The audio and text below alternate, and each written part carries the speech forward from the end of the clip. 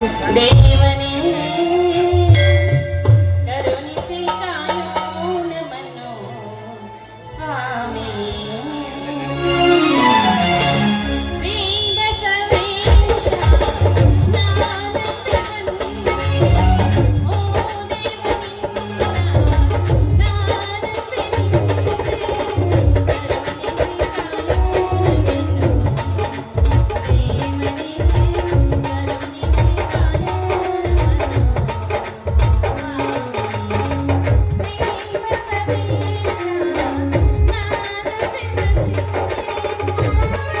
ನಮ್ಮ ತಂಗಿಯರ ಮೇಲೆ ಹಾಕದೆ ಆ ನನ್ನ ಹೊಸ ವಾಸಸ್ಥಾನವಾದ ಕುಬೇರ ನಾಗರಕ್ಕೆ ಹೊರಟಿರು. ನಿನಗೇನಾದ್ರೂ ನೌಕರಿ ಸಿಗ್ತೇನಲ್ಲ? ನೌಕರಿ ನೌಕರಿ ಸಿಗಲು ನಾ ಏನು ಹಣವಂತರ ಮನೆಯಲ್ಲಿ ಹುಟ್ಟಿರುವಿನಿ. ಅಕಸ್ಮಾತ್ ಸಿಕ್ಕರು ನಮ್ಮಂತವರಿಗೆ ಕಾರ ಕೂನಾಚ ಪ್ರಯತ್ನಿಸಿ ನೌಕರಿಗಳು ಹೊರತು ಏನೊಂದಿಲ್ಲಮ್ಮ.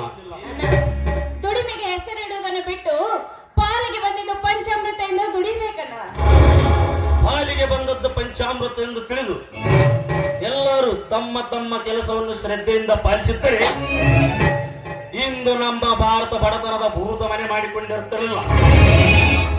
ಇಲ್ಲಿ ಪ್ರತಿಯೊಬ್ಬನು ಭಾರತ ಸಾಗರದ ಮತನಗೈದು ಅದರ ಒಳಗಿನಿಂದ ಹುಟ್ಟಿದ ಲಕ್ಷ್ಮಿಯನ್ನು ಹೋಲಿಸಿ ಮನ ಮೋಹಕ ಜೀವನ ನಡೆಸುತ್ತಿರುವಾಗ ನಾನೇಕೆ ನಿಸ್ವಾರ್ಥಕ್ಕಾಗಿ ಚಿಂತಿಸಲಿ?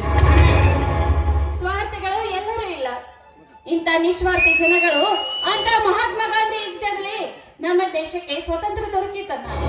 ಮನೆಯು ಆ ನಿಸ್ವಾರ್ಥ ಮಹಾತ್ಮನಿಗೆ ದೊರೆತದ್ದು. ಭಾರತೀಯೊಬ್ಬನು ಗುಂಡನಲ್ಲವೇ? ಇದೆಲ್ಲವೇ ಇದೆಲ್ಲ ಸಾರ್ಥಕ ಜೀವನಕ್ಕೆ ಸಿಕ್ಕ ಪ್ರತಿಫಲ. ನೋಡು ಕಮಲ, ಜೀವನ ಇರುವುದೊಂದೇ, ಮುಂದೆ ಹುಟ್ಟುವ ಭರವಸೆ ಇಲ್ಲ. ಇರಲಿ, ಹಿಂದೇಕೋ ಎಂಟಿಯ ಮನೆಗೆ ಜಂಬುಕನ ಆಗಮಿಸಿದಂತೆ ನೋಡುತ್ತಿರುವೆಯಲ್ಲ, ಏನು ವಿಷಯ? ಧನಹೀನನ ಮನೆಗೆ ಕುಬೇರನು ಆಗಮಿಸಿದರೆ ಆಶ್ಚರ್ಯವಾಗಿ. ಚಂದ್ರು, ನನ್ನ ಆಗಮನವೇನು ಇದು ಹೊಸದೇ? ಹಣದ ಮದದಿಂದ ಲಕ್ಷ್ಮೀ ಪುತ್ರ ನಾನೆಂದು ಎಂದಾದರೂ ನಿನ್ನನ್ನು ಕೀಳಾಗಿಕೊಂಡಿದ್ದೇನು? ಕೃಷ್ಣ ಕುಜಲರ ಸ್ನೇಹವನ್ನು ನೆನೆಸಿಕೋ. ಅವರದು ಬಡವ ಶ್ರೀಮಂತರ ಸ್ನೇಹವಲ್ಲವೇ? ಮಾತಿನಲ್ಲಿ ಆಚಾರ, ಕೃತಿಯಲ್ಲಿ ಅನಾಚಾರ. ಏನಾದರೂ ನವಯುಗದ ಹಣವಂತರು ನಯವಂಚಕರು. ಹಣ ಹೊಂದಿದ್ದರೆ ಬೇರೆ ಏನು ಬೇಕಾಗಿಲ್ಲ. ಇದೇನು ಚಂದ್ರು, ಹಿಂದೇಕೋ ಹೊಸ ನುಡಿಗಳ ಸುರಿಮಳೆಯನ್ನೇ ಸುರಿಸಲು ಆರಂಭಿಸಿದೆಯಲ್ಲ, ಎಂದಾದರೂ ನಾನು ಹಣಕ್ಕೆ ಬೆಲೆ ಕೊಟ್ಟಿದ್ದೇನೆ? ಹಣಕ್ಕೆ ಬೆಲೆ ಕೊಡಲಾರೆ, ಹಣಕ್ಕೆ ಬೆಲೆ ಕೊಡಲಾರೆನೆಂದು ಹೇಳುವ ನೀನೆ ಮುಂದೆ ವರದಕ್ಷಿಣೆಯ ವಾಹನವಿರದೆ ಯೋಗವಾಗುವೆಯಾ? ಈ ವರದಕ್ಷಿಣೆಯ ಭೀಕರದನ್ನು ಕಂಡು ಈ ನನ್ನ ಗೆಳೆಯನ ಮನ ನಿರ್ಮಲ ಸ್ನೇಹವನ್ನೇ ಶಂಕಿಸುವಂತಾಗಿದೆ. ಚಂದ್ರು, ಎಲ್ಲರಂತಾನಲ್ಲ ಈ ನಿನ್ನ ಮಿತ್ರ. ಸತ್ಯವಾಗಿ ಹಣದ ಪದ ನನ್ನ ತಲೆಗೇರಿಲ್ಲ. ನಿನಗಷ್ಟು ಸಂಶಯವಿದ್ದರೆ ತೆಗೆದುಕೋ ನನ್ನ ಈ ವಚನ. ನಿನಗೊಪ್ಪಿದರೆ ಬೆಳೆದು ನಿಂತಿರುವ ಈ ನಿನ್ನ ತಂಗಿಯನ್ನು ವರದಕ್ಷಿಣೆ ಇಲ್ಲದೆ ಮದುವೆಯಾಗಲು ನಾನು ಸಿದ್ಧನಿದ್ದೇನೆ. ವಿಜಯ, ಹೌದು ಮಿತ್ರ, ಈ ನನ್ನ ನುಡಿಯು ಆ ಸೂರ್ಯ ಚಂದ್ರರಷ್ಟೇ ಸತ್ಯ. ಈ ನನ್ನ ಕಾರ್ಯ ಕೈಗೂಡಿದರೆ ಬಡತನದ ಕಡಲಲ್ಲಿ ಕಲ್ಲು ಮಣ್ಣಿನ ಜೊತೆಗೆ ಮಾಣಿಕ್ಯವೂ ಸಿಗುತ್ತೆಂಬುದು ಈ ಅಟ್ಟಿ ಜನತೆಗೆಲ್ಲರಿಗೂ ತೋರಿಸಿಕೊಡ್ತೇನೆ. ಹೌದಾ? ಬಡತನದ ಬಗೆಯಲ್ಲಿ ದಿಟ್ಟವನ್ನು ಅರಿಯದೆ ಪಟ್ಟು ನುಡಿಯ ನಾಡಿ ಶಟಿ ನುಡಿಯುವ ನೀನೆಂದು ತಿಳಿದೆ ಚಂದ್ರು. ತಪ್ಪು ನಿನ್ನದಲ್ಲ ಮಿತ್ರ, ಅದೆಲ್ಲ ಈ ಸಿರಿವಂತ ಸಮಾಜತೆ. ಅವರು ಮದುವೆಯನ್ನು ವ್ಯಾಪಾರವನ್ನಾಗಿಸಿ ಅದರ ಬೆಲೆಯನ್ನು ಗಗನೆತ್ತರಕ್ಕೇರಿಸಿದ್ದಾರೆ. ಈ ವರದಕ್ಷಿಣೆ ಸಂತೆಯಲ್ಲಿ ಬಡವರಿಗೆ ವ್ಯಾಪಾರವಿಲ್ಲದಿರುವುದೇ ಈ ನಿಯಮಗಳಿಗೆ ಕಾರಣವಾಗಿದೆ. ನೀನು ನಿಜವಾಗಿಯೂ ಬುದ್ಧಿವಂತ. ಅಗ್ನಿಯೊಡನೆ ಕೋಪಿಸಿಕೊಂಡು ಕಾದಾಡಿ ಮೈ ಕೂದಲು ಸುಟ್ಟುಕೊಂಡ ಮೂಲಕ ಕಲ್ಲಿಯ ಕಾಡಾಯಿತು ನನ್ನದು. ಇರಲಿ, ವ್ಯತೆಯನ್ನು ಮರೆತು ವಿಷಯಕ್ಕೆ ಬಾ. ನಿನ್ನ ತಂಗಿಯನ್ನು ಕೊಟ್ಟು ಬೀಗತನ ಬಳಸಿಯೋ ಅಥವಾ ನನ್ನ ಗಡುನುಡಿಗಳಿಂದ ನಿನ್ನ ಮುಗ್ಧ ಮನ ಕೆರಳಿಸಿ ಕಪಟತನದ ಸಂಬಂಧ ಬೆಳೆಸದೆ. ಇಲ್ಲ ಮಿತ್ರ, ನಿನ್ನ ತಂಗಿ ಕಮಲೆಯನ್ನು ನಾನು ನನ್ನ ಮನಪೂರ್ವಕವಾಗಿ ಪ್ರೀತಿಸುತ್ತಿರುವೆ. ನಿನ್ನ ತಂಗಿ ಯಾವುದರಲ್ಲಿ ಕಮ್ಮಿದ್ದಾಳೆ ಹೇಳು? ಸೌಂದರ್ಯದಲ್ಲಿ, ವಿನಯದಲ್ಲಿ. ಈ ಕೆಸರಿನ ಕಮಲ ಸಿಗಬೇಕಾದರೆ ನನ್ನ ಪುಣ್ಯ. ನಿನ್ನ ಸಮ್ಮತಿಯನ್ನು ಮೊದಲು ತಿಳಿಸು. ನಿನ್ನ ನುಡಿಗಳಿಂದ ಹೆಜ್ಜೆ ಹೆಜ್ಜೆಗೂ ಮೂಕನಾಗಿದ್ದೇನೆ. ನಿನ್ನ ಮಾತಿಗೆ ಬದಲು ಹೇಳುವಷ್ಟು ಶಕ್ತಿ ನನ್ನಲ್ಲಿಲ್ಲ. ತುಂಬಾ ಧನ್ಯವಾದಗಳು ಮಿತ್ರ.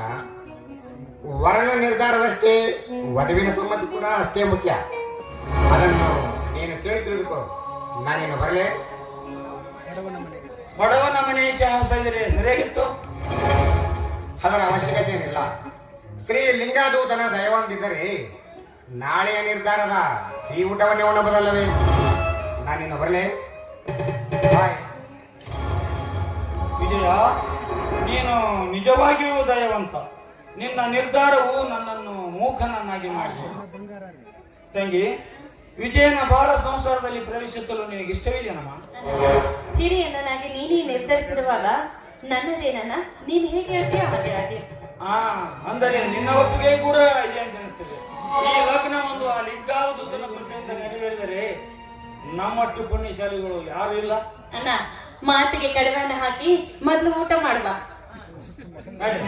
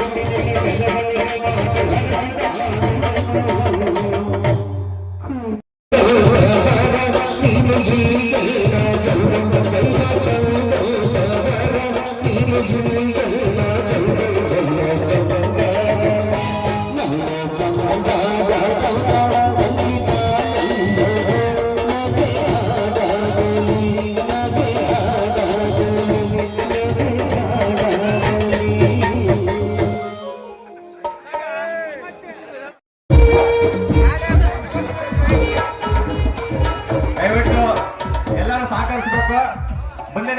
ಮುಂದಿನ ರೌಂಡಿಗೆ ಆಹಾರ ಕಾರ್ಯಕ್ರಮವನ್ನು ಇಟ್ಕೊಳ್ಳೋಣ. ಇಲ್ಲ ಇಲ್ಲ ಬೇಡ ಬೇಡ ಬೇಡ ಇಲ್ಲ ನೆಕ್ಸ್ಟ್ ಇನ್ನೊಂದು ತಾಸು ಇಲ್ಲ ಇಲ್ಲ ಅಲ್ಲಿ ಬರ್ತೀರಿ ಅಲ್ಲಿ ಬರ್ತೀರಿ ಇಲ್ಲ